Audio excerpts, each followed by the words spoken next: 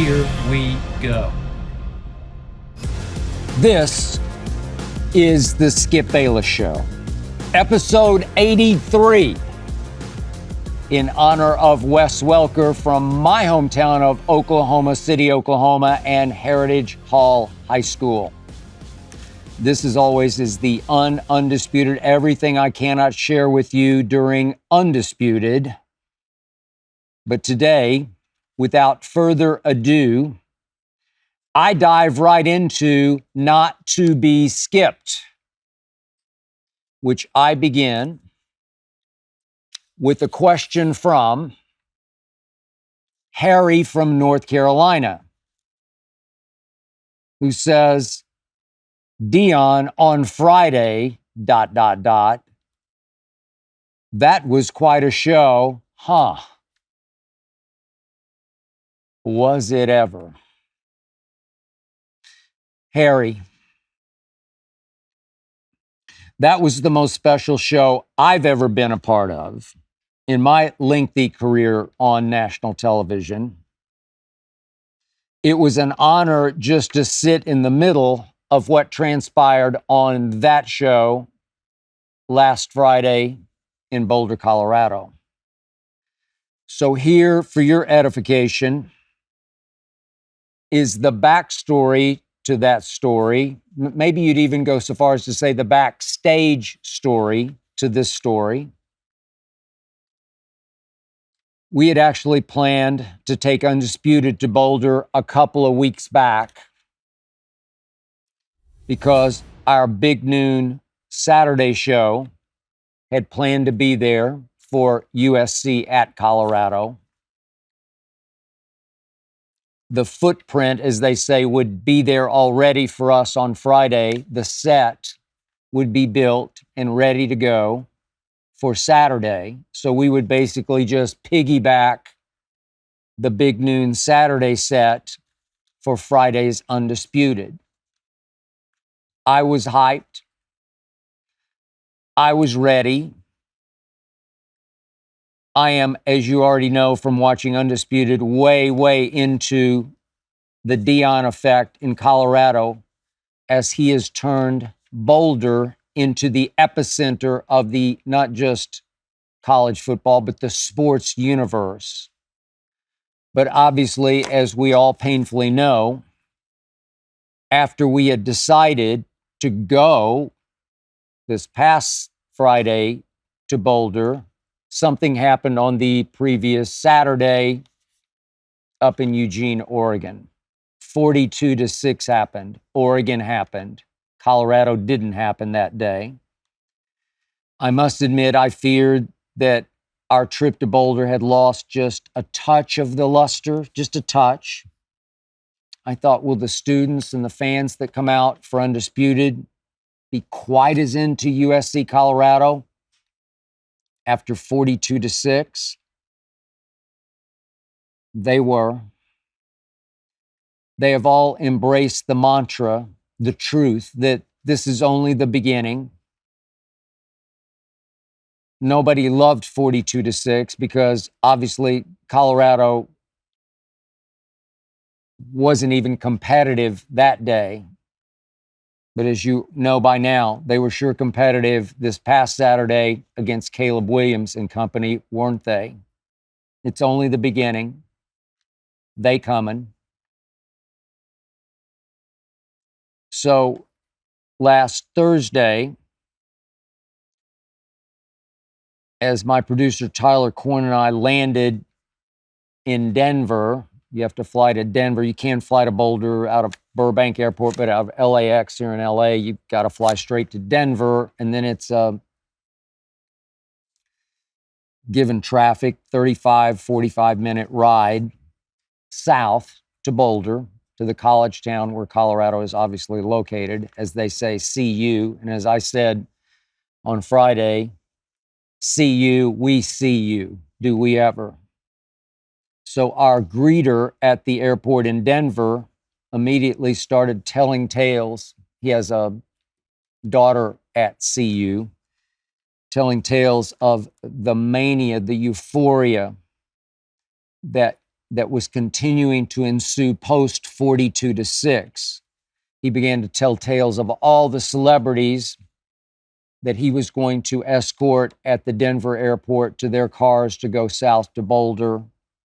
All the NBA exes, Kevin Garnett, Paul Pierce, Terrell Owens, DaBaby, on and on. Celebrity City, as Deion said that week, it feels like half the NBA is coming for this game.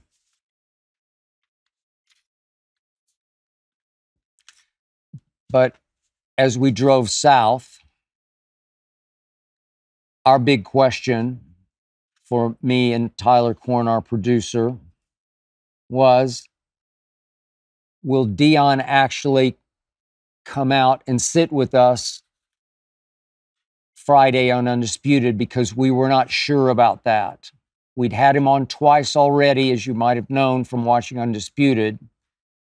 We had him on the Monday after TCU, big shocking, here we come upset at TCU on opening Saturday. And then we had him on after the next Saturday's game, the home opener in Boulder, in which they beat Nebraska. He's been good to us because we love him. He loves us. But would he come back for our live appearance out on the Big Noon Saturday set in Boulder last Friday? We weren't sure.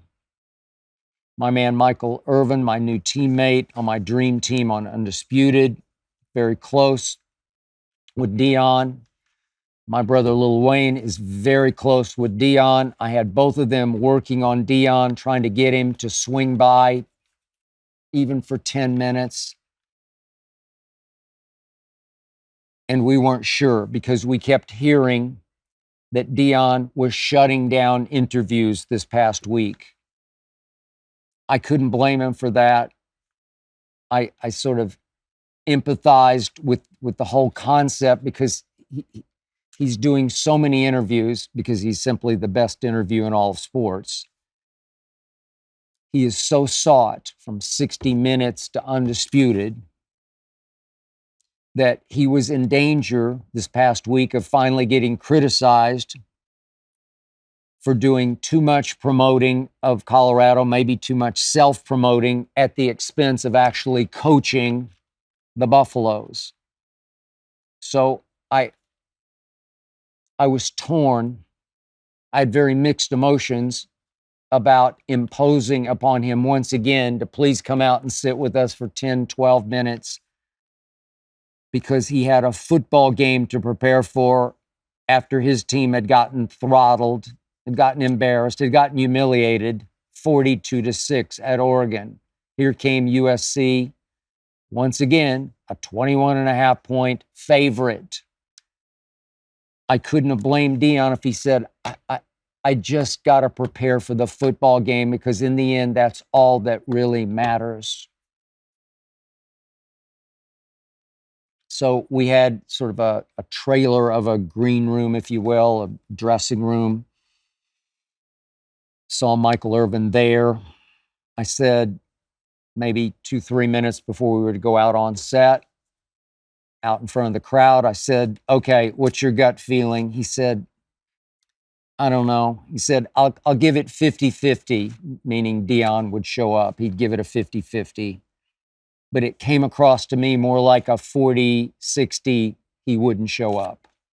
Michael didn't seem too convincing about Deion showing up. So I gave it up. As I walked out, mic'd up, ready to go for the show, and I walked out into the crowd, I gave up the prospect of Deion Sanders actually joining us on set.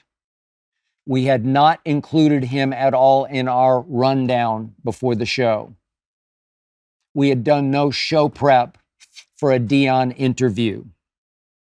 There had been no divvying up of questions where I would sit with Michael and Keyshawn Johnson, and divvy up the questions as in, okay, Michael, you want to ask him what?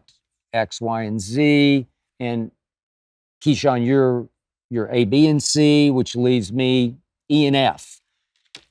We didn't do any of that. We did not discuss. We did not sort of rehearse in our heads how would it go. There was no planning for a Deion Sanders interview. So, as fate, or maybe a higher power would have it, in the middle of a Deion topic, a topic about how and why, has Deion been able to turn this program around virtually overnight from 1-11 to this. And in my ear, in our makeshift control room in Boulder, was Nick Law, who said to me, Deion is on his way. What? So I'm trying to stay with the conversation with just Michael and Keyshawn on set in front of several hundred rabid Colorado fans. And I'm trying to process, he's on his way. Should we just stay on now and have him join us?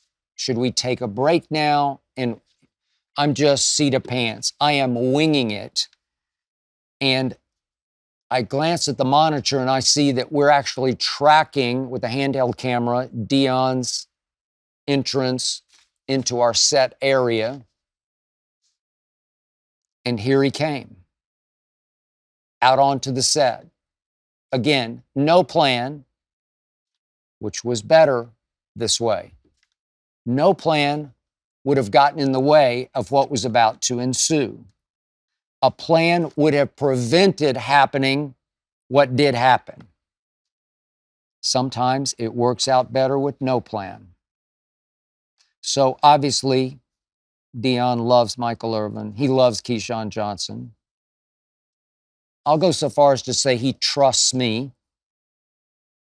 So right away, Deion Sanders was vibing with us. He was rolling. He was spilling emotion and wisdom. Man was on fire.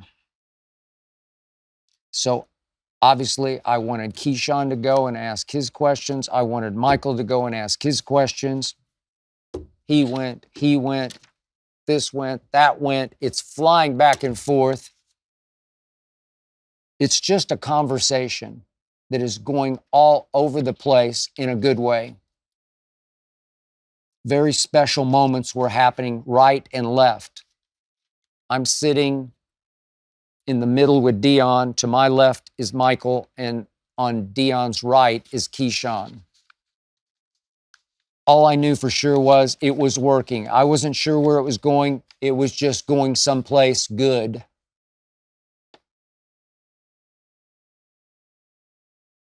As I brought up on the podcast, I am a God guy. And as I've said on this podcast, I believe that Deion is a true believer. No phony Christian baloney. He walks his spiritual talk, and he will often, as you know, talk of his faith, while never, ever really being asked about it. So when I finally found my entry point, when on the very spur of the moment it felt right to me, I plunged. I asked Deion Sanders about his faith. I can't speak for the farther left-wing media members, but it just seems like they're not going to ask the religion question. It's taboo, but I did. I asked Deion the religion question, and Deion took the ball and he ran and ran and ran with it. It was mesmerizing to hear him speak about how God saved his life, about God's plan for his life. This is just me. God bless Deion for the message that he does deliver on a consistent basis. Then I plunged again. I basically told Deion that I believe he helped save Michael Irvin's life, this man to my left, when Michael strayed far from God's path. Deion said, no, actually, he saved my life, which led to a very powerful exchange between two ex-teammates who are as close to being biological brothers as any real brothers have ever been. This led to, they stood behind me on set, they hugged, they cried, real tears, not for show, trust me, for real. Real tears were cried by Michael Irvin and Deion Sanders as they shared their deepest feelings for each other. Those two have been through it together. I mean, through it. To hell and back. Through it. Real.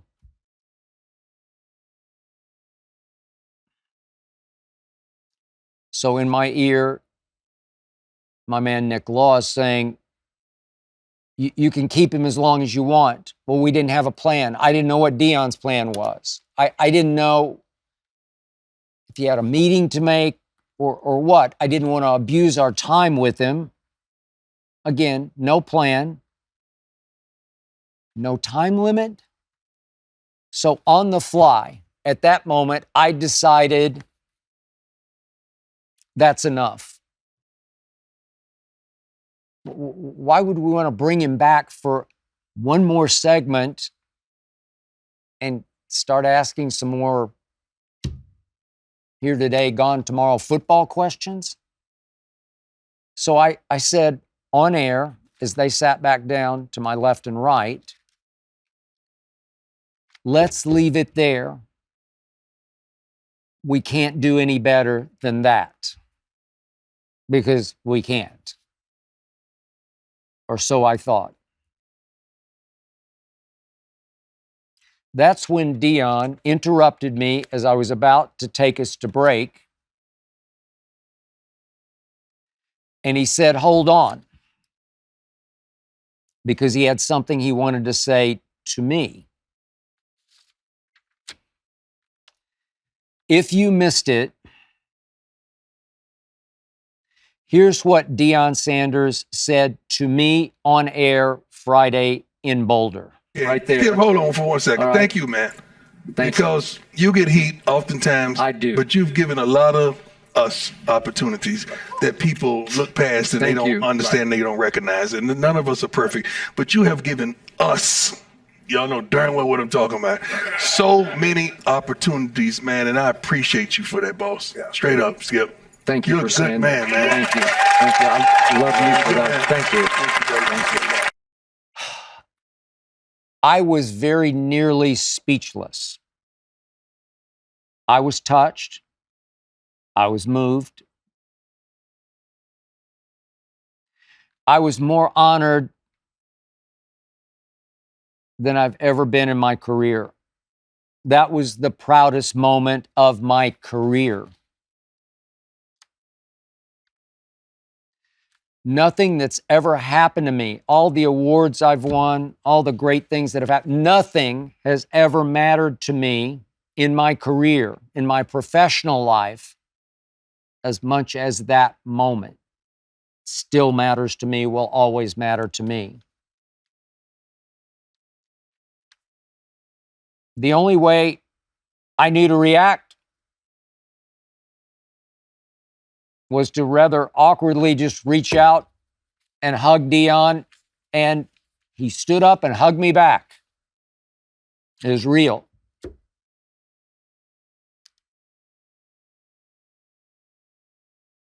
I'm not sure how I then got us to break. For that matter, I'm not sure how I got through the rest of the show, how I got back to talking about sports. For once, my head and my heart were not into talking just about sports.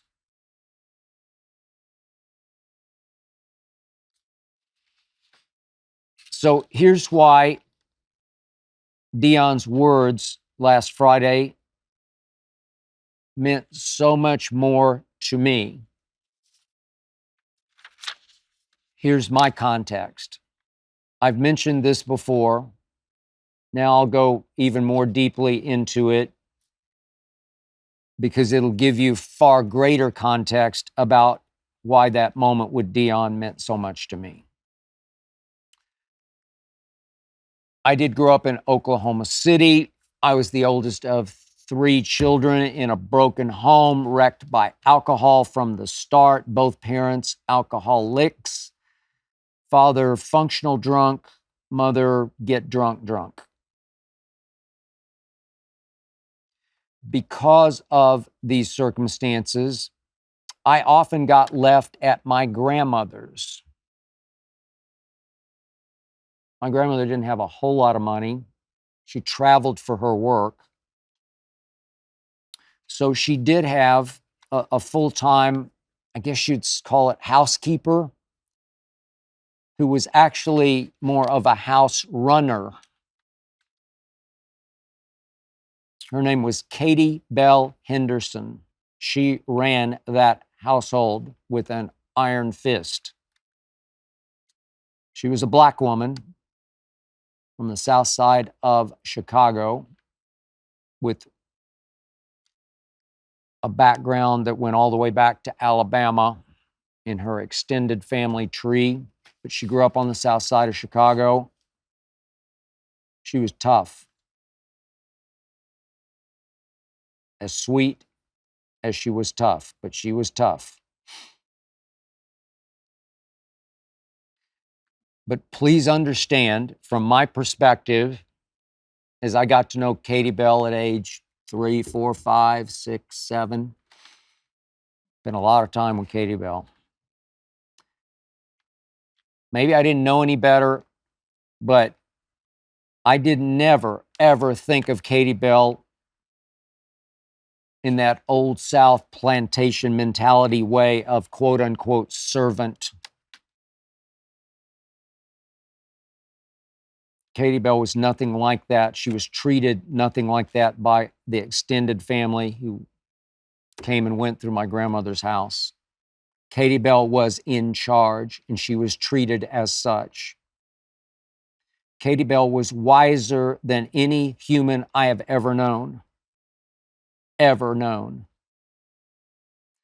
Katie Bell Henderson was far, far more of a mother to me than my mother ever was, remotely was.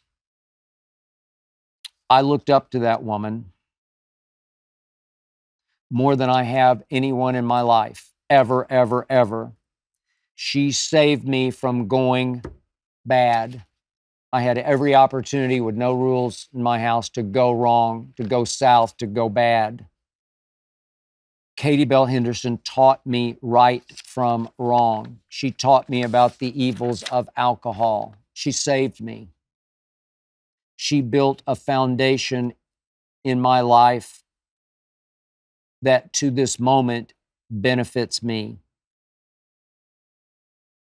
I sat and watched all of Katie Bell's favorite shows with her, from The Edge of Night to Gunsmoke. Shows probably before your time, maybe not Edge of Night, but Gunsmoke. She loved Gunsmoke. I had no idea how much Katie Bell had taught me until I became an adult, until she had passed. Katie Bell even took me occasionally to her church, which was an AME church on the northeast side of Oklahoma City. When I went, I would be the only white person in attendance. and they treated me like a prince. I always preferred those services far more than I did mine, my all-white ones that I went to with my mom, only because my mom wanted to impress my grandmother. I'm doing this right. I'm taking my kids to church. But Black people celebrate their love for God in ways I'd never experienced in my church. It was exciting, it was inspiring, it was uplifting, and it made a deep impression upon me. A whole lot of who I am came from Katie Bell Henderson. I believe she came from God into my life. She taught me from day one, we are all the same. We all came from God. We're just in different colors.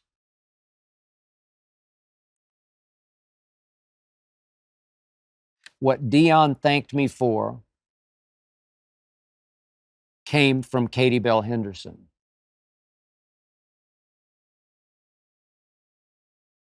So it was a couple of years back. My wife, Ernestine, had connected with a psychic who lives in New York, a Black man named Joseph, who's originally from New Orleans. And she said, I think you could benefit from a reading with Joseph over the phone. No, I don't buy it. I don't believe in it. I was skeptical. She said, he's a God guy like you. Why don't you just give it a try? Just see how it feels. You don't even have to open your mind to it. Just give it a whirl. I finally said, okay, you sure he's a God? Yep, he's a God guy. So over the phone, Joseph and I connected. We prayed. And then as we were just beginning to interact on the phone, he interrupted and said, oh, somebody wants to join us. And I'm like, oh, God, join us how? I thought maybe he was going to say my mom wanted to, and she was going to say how sorry she. I didn't know what it was. And if it was my mom, I was going to say, no, Joseph, no, I don't want to do this. But he said, I asked him, is this my mom? No, it's not your mom. He says, it's a Black woman. Huh? Hadn't thought about Katie Bell for a good while. A Black? I said, Katie Bell? Yes, it's Katie Bell. She wants you to know how proud she is of you. And it just rocked me. There's no way he could have known of Katie Bell. I mean, Ernestine knows a little about Katie Bell, but not a lot. There's just no way. So all I knew to do was to tell Joseph to please tell Katie Bell how much I love her and how thankful I am for her.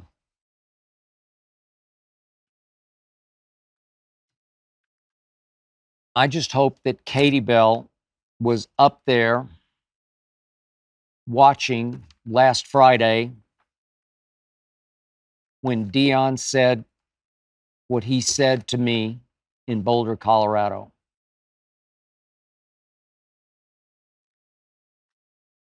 Somehow that moment to me just felt so meant to be. Somehow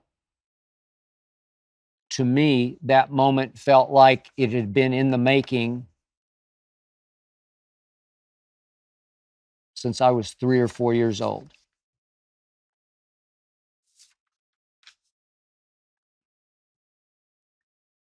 Speaking of Colorado and childhood, Last Thursday, as my man Tyler Corn and I headed south out of the Denver airport toward Boulder in our car service car, I looked out the window, the passing scenery, and for the first time in years, I thought about Eagle Lake Boys Camp. I even picked up my phone to check the location because I had no idea exactly where it was, only that I had been there. And my phone said that Eagle Lake was about an hour and a half south of the Denver airport. Again, Boulder's 30 to 40 minutes south, maybe 45-ish. But Eagle Lake is much nearer to Colorado Springs up in the Rocky Mountains. So when I was 10 years of age, at my grandmother's house with Katie Bell, one of my older cousins happened to be there and had a brochure of a boys' camp called Eagle Lake Boys Camp. You know how little kids are, you get a hold of something, you start looking at the pictures, and it just doesn't seem real. It was like fantasy land to me, up in the Rocky Mountains, all kinds of pictures of kids fly fishing, camping, hiking, boxing, shooting bows and arrows at targets. And I thought, I got to go there. I want to go there. So I borrowed the brochure. I took it home to my mother, my real mother, and I said, I want to go here. And she said, well, how are you going to pay for it? And I said, I'll work. So a grade school friend of mine who went on to be a very good high school football player and played at Wichita State named Steve Veach and I decided we were going to Eagle Lake Boys Camp. And we worked June and July ahead of the August. It was from August 10th for 2 weeks, sort of leading up to the start of school. We were 10 years old. I worked at my dad's little hole-in-the-wall barbecue restaurant. I mowed yards. We did all kinds of little odd, weird jobs to save our nickels and dimes enough to pay for the camp and the bus ride to and from camp. I had no idea what I was getting into, so we took the cheapest bus ride possible from Oklahoma City to Colorado Springs. And I'll swear it stopped in every little town in Oklahoma and Kansas on the way to Colorado. I just remember stopping in Garden City, Kansas, and looking out saying, what are we doing? I was 10 years old. Where are we? I was 10 years old. Is this the best way to get to Colorado Springs? I guess so. Took forever. But once we got there, it reminds me of what Michael Irvin has been saying about Boulder, Colorado. It's just heaven.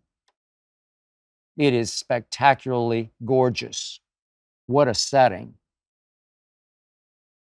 It was a quote-unquote Christian camp, but they didn't force any of it down your throat. There was some Bible study on Sunday, but it was no big deal. It was a camp, a boys' camp, a hardcore activities camp.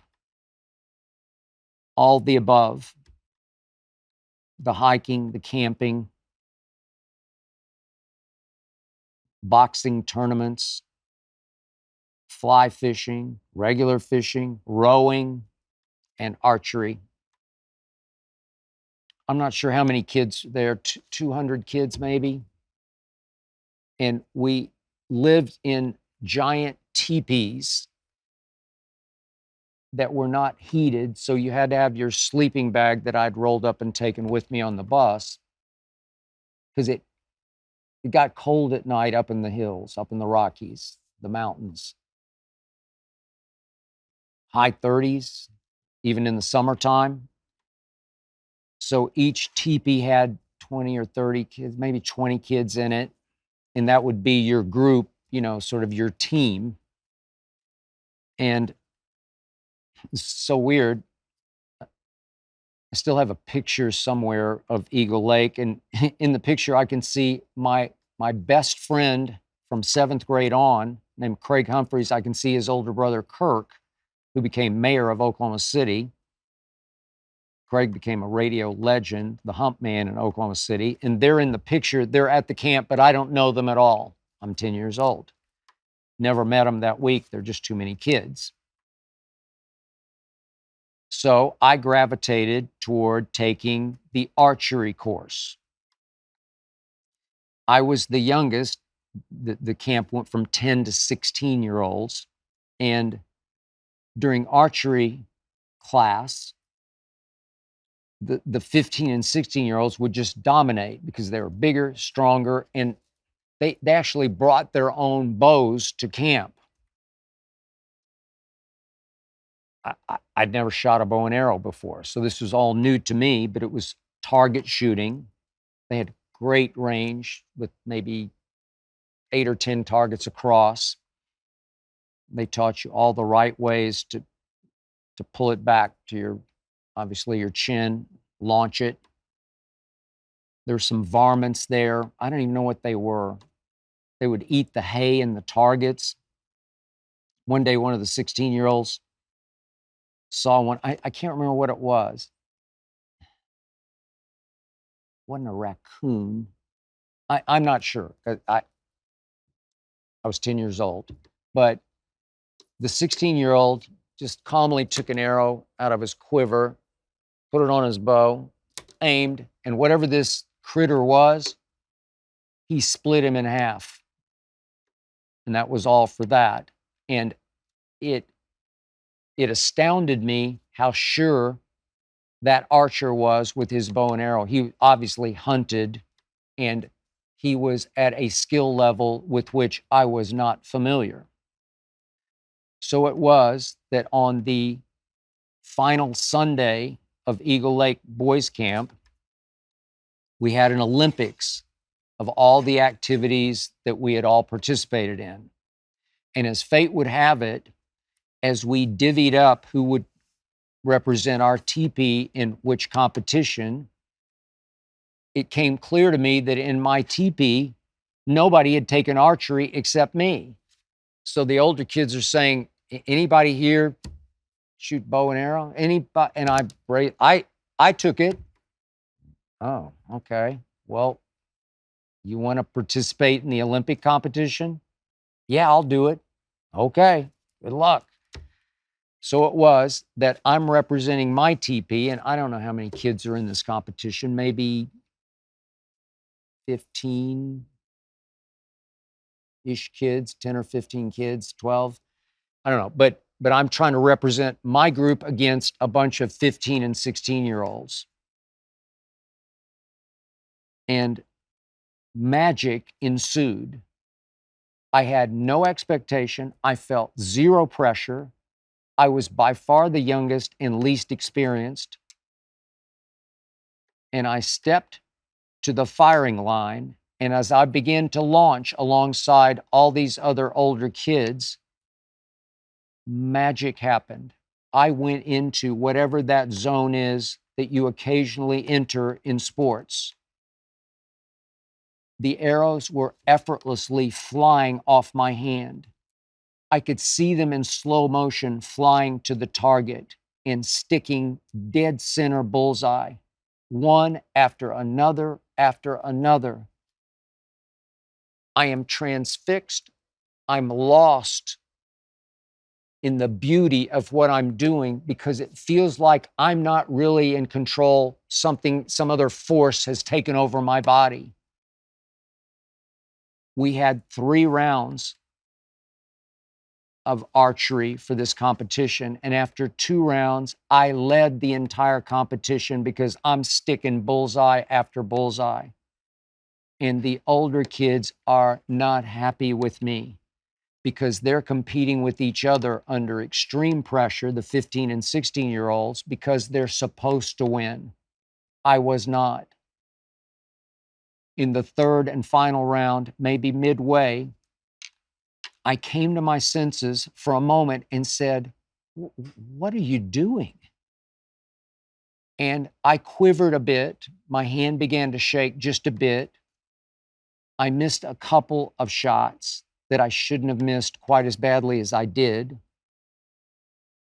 And yet, I still finished 3rd in the competition, which meant that I medaled.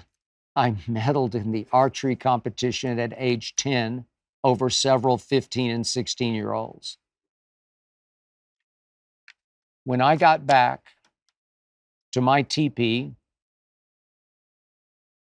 I got a standing ovation from every kid in my teepee, many of them older than me. A standing ovation for getting the bronze medal in archery at age 10. It might have been my most shining moment in sports. And as we rolled down the road toward Boulder, I chuckled to myself as I thought about Eagle Lake for the first time in years, only because we were in Colorado.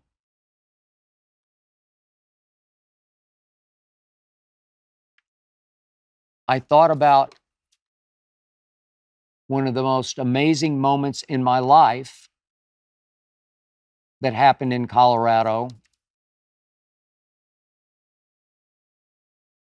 ahead of the most amazing moment in my life that was about to happen on Friday in Boulder, Colorado, thanks to Deion Sanders. I do love you, man. That's it for episode 83. Thank you for listening and or watching. Thanks to Jonathan Berger and his all-pro team for making this show go. Thanks to Tyler Korn for producing. Please remember, Undisputed every weekday, 9:30 to noon Eastern. The Skip Bayless Show every week.